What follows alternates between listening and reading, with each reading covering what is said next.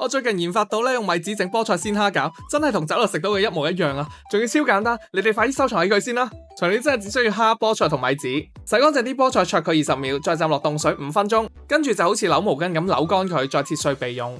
將2/3嘅蝦仁剁碎1/3切粒，跟住就醃一醃啲蝦肉。我哋就嚟打蝦膠啦，不外乎就係揸佢、攪佢同埋撻佢。重複以上步驟打到佢起膠就得啦，再加埋啲菠菜碎攪勻就完成啲餡啦。個皮我會用2塊米紙濕水搭埋而成。好多人話用米紙好難包餃啦，其實有個竅門嘅，就係濕水之後攤1分鐘等佢變軟身，然後我再吸個碗落去界小圓皮，1塊大米紙可以界到2塊。界好咗2塊之後咧，剩翻嗰啲你可以用嚟做雞絲粉皮。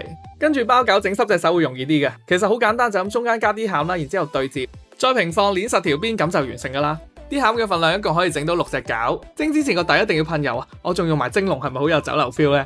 水滾起計大火蒸佢3分鐘，夠鐘新鮮熱辣嘅米紙菠菜鮮蝦餃出爐啦！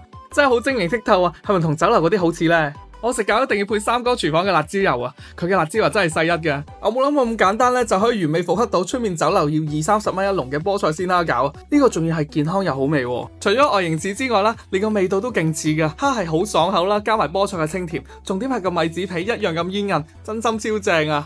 多得今次30日用米紙減肥嘅挑戰啦，激發咗我無限嘅創意，真心要俾啲掌聲自己啊！